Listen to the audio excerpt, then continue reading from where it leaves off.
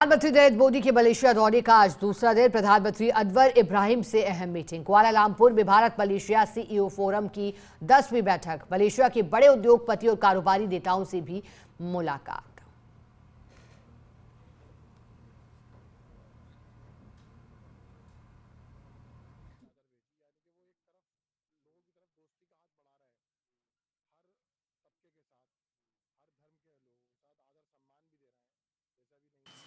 नमस्कार, सलामत पागी। सबसे पहले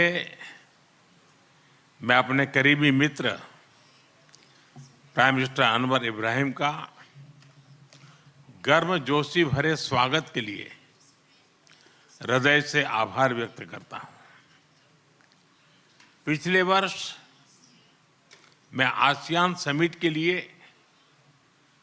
मलेशिया की यात्रा नहीं कर पाया, लेकिन मैंने मेरे प्रिय मित्र को वादा किया था कि मैं जल्द से जल्द मलेशिया आऊंगा। और आज वर्ष 2026 की पहली विदेश यात्रा में मैं मलेशिया आया हूं।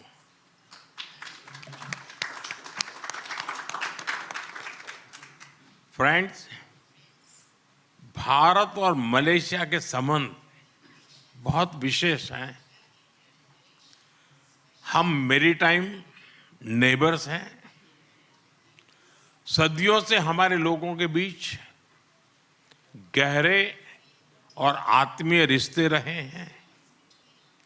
आज मलेशिया भारतीय मूल की आबादी वाला दुनिया का दूसरा सबसे बड़ा देश है।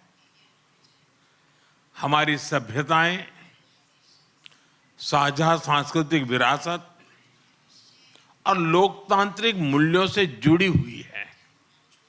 फ्रेंड्स, पिछले कुछ वर्षों में हमारे संबंधों ने एक नई रफ्तार पकड़ी है और इसमें मेरे मित्र प्रधानमंत्री अनवर इब्राहिम का विशेष योगदान है। हमारे बीच एनर्जी, इंफ्रास्ट्रक्चर और मैन्युफैक्चरिंग में सहयोग बहुत मजबूत हुआ है। डिजिटल इकोनॉमी, बायोटेक और आईटी में आपसी इन्वेस्टमेंट बढ़ा है। टूरिज्म और पीपल टू पीपल टाइज भी गहरे हुए हैं।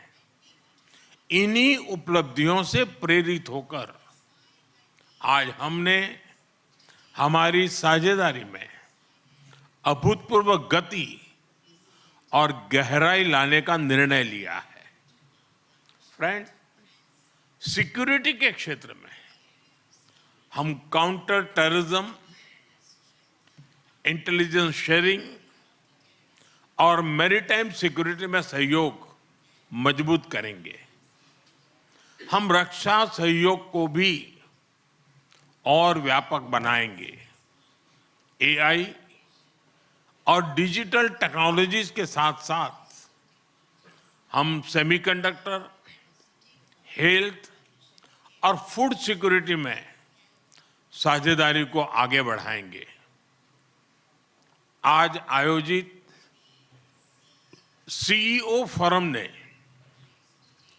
ट्रेड और इन्वेस्टमेंट के नए अवसर खोले हैं। हम स्ट्रेटेजिक ट्रस्ट से इकोनॉमिक ट्रांसफॉर्मेशन का रास्ता बनाएंगे। फ्रेंड्स, कल मुझे मलेशिया के भारतीय प्रवासियों से मिलने का मौका मिला। अपनी उपस्थिति से मेरे मित्र प्राइम मिनिस्टर अनवर इब्राहिम ने भी इस सम्मेलन का गौरव बढ़ाया। 30 लाख प्रवासियों का यह लिविंग ब्रिज हमारी बहुत बड़ी शक्ति है। उनके वेलफेयर के लिए उठाए गए कदम हमारे रिश्तों को मानवीय आधार देते हैं। मलेशिया में भारत के वर्कर्स के संरक्षण के लिए सोशल सिक्योरिटी एग्रीमेंट, टूरिज्म के लिए ग्रेटिस ई वीजा और डिजिटल इंटरफेस यूपीआई का मलेशिया में लागू होना, ये सभी कदम दोनों देशों के नागरिकों के जीवन को सरल बनाएंगे। क्योंकि कोई भी पार्टनरशिप तभी ताकत से सफल होती है जब लाभ सीधे लोगों तक पहुंचे। फ्रेंड्स, भारत और मलेशिया को तमिल भाषा के प्रति साझा प्रेम भी जोड़ता है। मलेशिया में तमिल की मजबूत और जीवंत उपस्थिति शिक्षा, मीडिया और सांस्कृतिक जीवन में दिखाई देती है। मुझे भरोसा है कि आज के ऑडियो विजुअल एग्रीमेंट से फिल्म और संगीत, विशेष रूप से तमिल फिल्में, हमारे दिलों को और पास लाएगी। हम अपने युवाओं के बीच यूनिवर्सिटी एक्सचेंज, स्टार्टअप कनेक्ट और स्किल डेवलपमेंट के अवसर भी बढ़ा रहे हैं। हमारे बढ़ते संबंधों को सपोर्ट करने के लिए हम मलेशिया में नया कॉन्सुलेट भी खोलने जा रहे हैं। फ्रेंड्स, इंडो पैसिफिक क्षेत्र के विश्व की ग्रोथ इंजन के रूप में ये उभर रहा है। हम आसियान के साथ पूरे इंडो पैसिफिक क्षेत्र में विकास, शांति और स्थिरता के लिए प्रतिबद्ध है। भारत आसियान सेंट्रलिटी को प्राथमिकता देता है। मलेशिया की सफल आसियान अध्यक्षता के लिए मैं एक बार फिर आपको बहुत बहुत बधाई देता हूं। मलेशिया जैसे मित्र देशों के सहयोग से भारत आसियान के साथ अपने संबंधों को व्यापक बनाएगा। हम इस बात पर सहमत हैं कि आसियान भारत व्यापार समझौते आईटीका की समीक्षा शीघ्र ही पूरी हो जानी चाहिए। फ्रेंड्स, आज हमने क्षेत्रीय और वैश्विक मुद्दों पर भी सार्थक चर्चा की।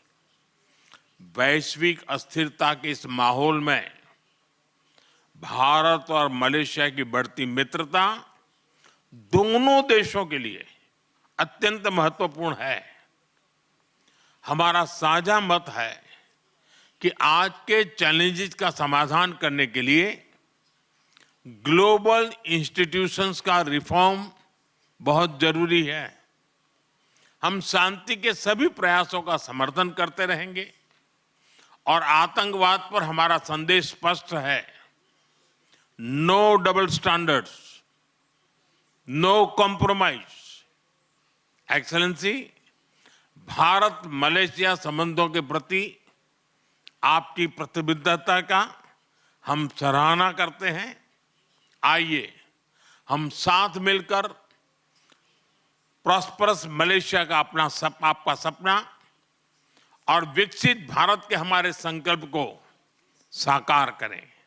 एक बार फिर आपकी मित्रता, आपके गर्मजोशी भरे स्वागत और आतिथ्य के लिए बहुत बहुत धन्यवाद। हम आपको भारत में स्वागत करने के लिए उत्सुक है। बहुत बहुत धन्यवाद।